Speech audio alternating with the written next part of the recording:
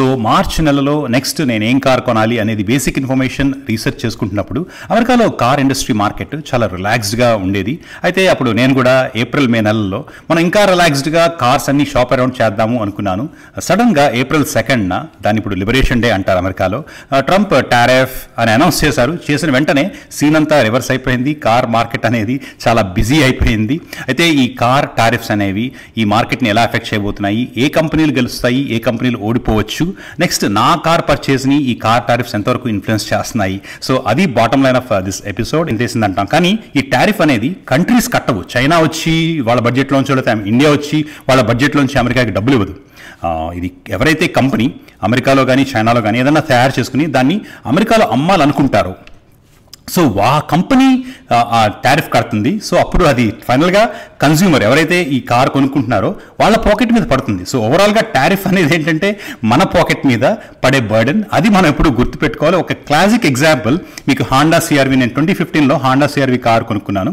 So అప్పుడు ఆ car price ఇక్కడ అమెరికాలో 18 lakhs 19 lakhs ఉండేది. సో అంటే డాలర్ అప్పుడు 60 ఉండేది కాబట్టి. సో ఇండియాలో ఫ్రెండ్స్కి ఫోన్ చేసినప్పుడు వాళ్ళు 25 lakhs అన్నారు. అప్పుడు నాకు ఫస్ట్ టైం ఈ టారిఫ్స్ అనే దాని గురించి, ఇక్కడ 18-19 లక్షలకు వచ్చిన కారు ఇండియాలో 25 lakhs ఎందుకు వచ్చిందని చూస్తే, ఇండియా అంటే ఇప్పుడు ఈ హాండా సిఆర్వి అనేది అమెరికాలో అయినా ఫారిన్ కారే, ఇండియాలో అయినా ఫారిన్ కారే, తయారు చేసేది జపాన్ వాళ్ళు. సో జపనీస్ కార్ కంపెనీస్ మీద Indian companies 100%, more than 100% tariffs వేస్తాయి. సో అందుకు అవి కొంచెం ఎక్కువ ఉంటాయి. అప్పుడు ఇక్కడ ఫ్రీ ట్రేడ్ కాబట్టి ఇక్కడ టారిఫ్స్ అనేవి చాలా తక్కువ ఉండేవి. సో వాళ్ళు దే టుక్ అడ్వాంటేజ్ అండ్ ఇక్కడ మాకు తక్కువకే వచ్చేది. సో ఇది బాటమ్. ఇది అర్థమైతే మీకు ఓవరాల్ ఈ టారిఫ్స్ ఫ్రీ ట్రేడ్ గురించి ఒక ఐడియా వస్తుంది. నెక్స్ట్ ఈ టారిఫ్స్ అనేవి కార్ మార్కెట్ని ఎలా ఇన్ఫ్లుయెన్స్ చేస్తాయి, నెగిటివ్ ఏంటి, పాజిటివ్ ఏంటి, కన్ఫ్యూజింగ్ ఏంటి అనేది బ్రీఫ్గా మెన్షన్ చేస్తాను. నెగిటివ్స్, ఈ కార్ బడ్జెట్ అనేది ఆల్మోస్ట్ ఒక $5,000 to $10,000 పెరిగిపోవచ్చు ఈ టారిఫ్స్. అంటే ఇప్పుడు 25% టారిఫ్స్ అనౌన్స్ చేశారు ఈ ఆటో కార్స్ మీద, బాడీ పార్ట్స్ మీద. సో ఇదంతా వెరసి ఒక $5,000 to $10,000 మన పాకెట్ నుంచి ఎక్స్ట్రా పడచ్చు. ఇప్పటికే యావరేజ్ కార్ పర్చేస్ కాస్ట్ ఇక్కడ $47,000 to $48,000 అయిపోయింది అమెరికాలో. అది కాస్త $55,000 to $60,000 అయిపోతుంది. అండ్ దెన్ ఆటో పార్ట్స్ మీద కూడా ఈ టారిఫ్స్ ఉన్నాయి కాబట్టి ఓవరాల్గా $108 billion ఎక్స్ట్రా బర్డెన్ ఈ ఇండస్ట్రీ మీద పడచ్చు. దెన్ కొన్ని కంపెనీస్ ఆల్రెడీ ఫైర్ చేయడం మొదలుపెట్టినాయి. సో ఇవన్నీ వెరసి ఏమవుతుందంటే సెకండ్ హాఫ్ ఆఫ్ 2025లో, అంటే మనం ఇంకొక 6 months తర్వాత ఈ కొనడం జనాలు మానేయచ్చు లేదా బాగా తగ్గిపోవచ్చు. అది ఎకానమీ మీద ఎఫెక్ట్ పడుతుంది. పాజిటివ్స్ కూడా ఉన్నాయి ఈ టారిఫ్స్ వల్ల. ఆల్రెడీ ఆటో వర్కర్స్ యూనియన్ వాళ్ళు ట్రంప్ని బాగా ప్రైజ్ చేస్తున్నారు ఇన్నాళ్ల ఫ్రీ ట్రేడ్కి. ఆల్రెడీ ఫ్రీ ట్రేడ్ గురించి మీకు ఒక ఎగ్జాంపుల్ ఇచ్చాను. ఇక్కడికి వచ్చి ఈ జపాన్ ప్రాబ్లం అంటారు. మీరు అందరికీ అమెరికా అంటే చైనా ప్రాబ్లం ఒకటే అనుకుంటాం. ట్రంప్ తన స్పీచెస్లో ఈ మధ్య ఫ్రీక్వెంట్గా చెప్తున్నారు ఫ్రెండ్స్ అండ్ ఫోర్స్, శత్రువులు మిత్రులు ఇద్దరు మనల్ని మోసం చేశారు, ఆయన మిత్రులు మోసం చేశారు. దాంట్లో ఎక్కువ ఆయన అటాక్ చేస్తుంది జపాన్నే. ఎందుకంటే జాపనీస్ కార్ కంపెనీస్ 1970sలో ఇక్కడ ఎంటర్ అయ్యి 1990s కల్లా వీళ్ళ కార్ మార్కెట్ని చాలా ఇన్ఫ్లుయెన్స్ చేసినాయి. అంటే ఇక్కడ కార్ మార్కెట్స్ అంతా పవర్ ఈ ఇంజిన్ పవర్ వీటి మీద ఎక్కువ ఉండేవి యాడ్స్ అన్ని. తర్వాత ఈ జాపనీస్ కంపెనీ వచ్చాక వాళ్ళు mileage, economy and longevity maintenance అనేది చాలా ఈజీ చేసి పడేశారు. సో అప్పుడు ఎప్పుడైతే అది కామన్ మ్యాన్ అర్థం చేసుకుంటాడో మనం అమెరికా కార్లే కొనాలి దేశం కోసం, ధర్మం కోసం అనే కాదు, మనకి ఏది యూజ్ అవుతుందో, ఎందుకంటే మన పాకెట్ మించిన దేశం ధర్మం ఇంకోటి ఏం లేదు. సో అది ఎప్పుడైతే వాళ్ళు ఆలోచించారో జాపనీస్ కార్స్కి క్రేజ్ పెరిగింది, చాలా సక్సెస్ఫుల్ అయినాయి. సో అది ఆటోమేటిక్గా అది వీళ్ళ కార్ ఇండస్ట్రీని ఎఫెక్ట్ చేసింది. నెక్స్ట్ చైనా ప్రాబ్లం ఏంటంటే ఈ మ్యానుఫ్యాక్చరింగ్ అనేది ఒక్కసారిగా చైనాకి మూవ్ అయినప్పటి నుంచి ఇక్కడ జాబ్స్ అన్నీ పోయినాయి ఆటోమొబైల్ ఇండస్ట్రీలో. సో అది చాలామందికి ఎఫెక్ట్ పడుతుంది. అంటే ఇప్పుడు నేను ఒక జాబ్ చేస్తున్నాను అనుకోండి ఒక కార్ ఇండస్ట్రీలో, సడన్గా కార్ ఇండస్ట్రీ ఇక్కడి నుంచి వెళ్ళిపోతే నాకు జాబ్ పోతే, నాకు ఒక సన్ డాటర్ ఉంటే వాళ్ళకి ఆటోమేటిక్గా సైకలాజికల్గా ఉంటుంది ఎక్కడ ఈ ఫ్రీ ట్రేడ్ వల్ల, ఈ చైనా వల్ల, జపాన్ వల్ల మన జాబ్స్ పోయినాయి అనే ఎఫెక్ట్ ఉంటుంది. సో అది కొంచెం హిస్టారికల్ ఆస్పెక్ట్ అండ్ కొంచెం సెంటిమెంటల్ ఆస్పెక్ట్. సో ట్రంప్ 2016 నుంచి కూడా ఎలక్షన్స్ వచ్చినప్పుడు కూడా అందుకే ఈ ఆటోమొబైల్ ఇండస్ట్రీ టారిఫ్స్ మీద ఆయన స్ట్రాంగ్గా ఉన్నారు. ఆల్రెడీ ఈ automobile industry union workers they really appreciated it. 2016లో కూడా చైనాని అటాక్ చేశారు, కానీ అప్పటికే వాళ్ళు మెక్సికో, కెనడా ఏరియాస్లో వాళ్ళ ఇండస్ట్రీస్ అన్ని పెట్టుకున్నారు కాబట్టి వాళ్ళు తప్పించుకోగలిగారు. అందుకే ఈసారి ట్రంప్ ఈ మెక్సికో, కెనడాని కూడా అటాక్ చేస్తున్నారు. నెక్స్ట్ ఈ టారిఫ్స్లో వచ్చే ఇంకొక బెనిఫిట్స్ ఏంటంటే ఈ next 2 months car sales and economy చాలా బాగుండబోతుంది. ఆల్రెడీ ఒక 6% మార్కెట్ ఇంప్రూవ్ అయిపోయింది కార్ మార్కెట్. ఎందుకంటే నెక్స్ట్ రేట్లు పెరుగుతాయేమో చెప్పి ముందే కొనుక్కోవడం మొదలెట్టారు. దీనివల్ల న్యూ కార్సే కాదు, యూజ్డ్ కార్స్ సేల్స్ కూడా పెరుగుతున్నాయి. ఇప్పుడు ఫర్ ఎగ్జాంపుల్ నేను హాండా ఆడిసీ అమ్మేద్దామని లాస్ట్ వీక్ వెళ్ళాను. 19,000 20,000 వస్తుందా నాకు, 8 years అయిపోయిన ఆ కార్ మీద. నెక్స్ట్ వీక్ వెళ్ళి అమ్మానంటే ఇంకొక 1,000 పెరగచ్చు. నా దగ్గర 21,000 22,000కి కార్ కొనుక్కుంటే కార్ డీలర్ ఎవరికో అది 24,000-25,000కి అమ్ముతాడు. సో ఎవరో ఒకరి పాకెట్ మీద అయితే బర్డెన్ పడుతుంది. నెక్స్ట్ ఫోర్డ్ లాంటి కంపెనీస్ ఈ టారిఫ్స్ హడావిడిలో ఒక 10% అంటే ఎంప్లాయ్మెంట్ ఉన్న వాళ్ళకి ఎంత డిస్కౌంట్ ఇస్తారో అందరికీ ఆ డిస్కౌంట్ అప్లికబుల్. సో వచ్చి మీరు కార్ కొనుక్కోండి అని ఆఫర్ చేసిన ఇది ఒక good thing. And then Hyundai and General Motors. Hyundai already $21 billion మేము ఇన్వెస్ట్ చేస్తాము ఈ టారిఫ్స్ కానీ ఉంటే మేము ఇండస్ట్రీస్ పెట్టడానికి. నెక్స్ట్ ఈ జనరల్ మోటార్స్ ఆల్రెడీ ఇండియానాపోలిస్లో ఒక కొత్త ఇండస్ట్రీ మేము స్టార్ట్ చేస్తున్నాము అని అనౌన్స్ చేసినాయి. సో ఇలాంటి వాటి వల్ల కొన్ని జాబ్స్ క్రియేట్ అవడం అయితే జరుగుతుంది. సో ఇవి కొన్ని పాజిటివ్ ఆస్పెక్ట్. ఈ నెగిటివ్ పాజిటివ్ ఎఫెక్ట్స్ కాకుండా ఒక కొన్ని కన్ఫ్యూజింగ్ ఆస్పెక్ట్స్ ఉన్నాయి. దానిలో షిప్మెంట్. సో ట్రంప్ ఈ టారిఫ్ మొదలెట్టినప్పటి నుంచే, ఈ టాక్ మొదలెట్టినప్పటి నుంచే ఈ షిప్మెంట్ అనేది అంటే కార్లు అనేది అమెరికన్ పోర్ట్లోకి పంపించడం అనేది చాలా ఎక్కువైపోయింది. 17-20% చాలా కంపెనీస్ కార్స్ ఎక్కువ డంప్ చేసి పెడుతున్నాయి. సో పోర్ట్స్లో ఒక కైండ్ ఆఫ్ సిచ్యువేషన్ ఉందన్నమాట. ఎందుకంటే పోర్ట్లో ఉన్న వాళ్ళేమో అది హోల్డ్ చేసుకుని ఈ టారిఫ్స్ ఏదో గొడవ అంతా తేలాక వాటిని అప్పుడు రిలీజ్ చేస్తే ఎక్కువ డబ్బులు వస్తాయని వాళ్ళు, ఈ కార్ కంపెనీస్ వాళ్ళేమో త్వరగా మనం రిలీజ్ చేసేసుకుంటే ఈ టారిఫ్స్ తప్పించుకోవచ్చని వాళ్ళు. సో ఇలా కొన్ని ఏరియాస్ వల్ల కొన్ని ఇష్యూస్ వల్ల ఓవరాల్గా ఈ పైలింగ్ అప్ అంటారనమాట.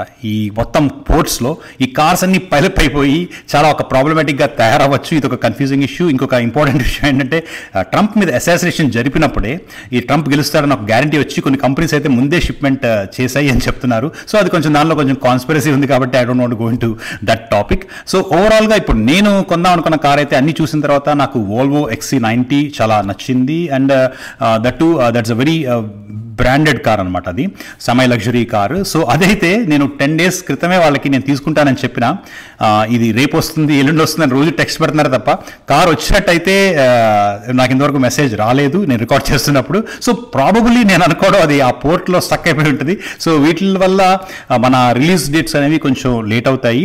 నెక్స్ట్ ఈ టారిఫ్ గోలలో నష్టపోయే కార్ కంపెనీలు ఏంటి, లాభపడే కార్ కంపెనీలు ఏంటి అంటే విన్నర్స్ అండ్ లూజర్స్ అంటాము. సో ఫస్ట్ నష్టపోయే కార్ కంపెనీలు బేసిక్గా చూస్తే యూరోప్ మీద కూడా ఈ టారిఫ్ అనేది సేమ్ ఈ 25% ఆటో పార్ట్స్ మీద కార్స్ మీద ఉంటుంది కాబట్టి బేసిక్గా కొన్ని కంపెనీలు ఉన్నాయి ఏంటంటే ఈ జాగ్వార్ అండ్ ల్యాండ్ రోవర్ ఈ యూకే నుంచి వచ్చే కంపెనీస్, వాటికి ఇక్కడ మ్యానుఫ్యాక్చరింగ్ యూనిట్స్ లేవు. సో ఆల్రెడీ వాళ్ళైతే షిప్మెంట్ మేము ఆపేస్తున్నాము అమెరికాకి ఈ టారిఫ్స్ గోల తెలియదాకా అన్నారు. నెక్స్ట్ ఔడీ ఒక ఫేమస్ కంపెనీ అయినా వాళ్ళకి అమెరికాలో ఒక మ్యానుఫ్యాక్చరింగ్ యూనిట్ లేదు. సో వాళ్ళు they are definitely in trouble. And BMW and Mercedes Benz, so ఈ కార్స్ కూడా ఇక్కడ మోర్ ఎక్స్పెన్సివ్ అయిపోతాయి. సో వాళ్ళు కొన్ని టైప్ ఆఫ్ కార్స్ ఇంకా ఆపేసి లోవర్ అండ్ ఆపేసి ఓన్లీ హైయర్ అండ్ కొంతమంది బ్రాండెడ్ పీపుల్ కొంతమంది వాడుతూ ఉంటారు. సో వాళ్ళ కోసం కొన్ని తయారు చేస్తే చేయాలి. సో ఇవి కొంచెం లూజర్స్. నెక్స్ట్ ఈ లూజర్స్లోనే కొన్ని హైయర్ అండ్ కార్స్ ఉంటాయి అంటే Rolls Royce, Aston Martin, Ferrari, ఇవన్నీ అందరికీ తెలిసిన కార్లే.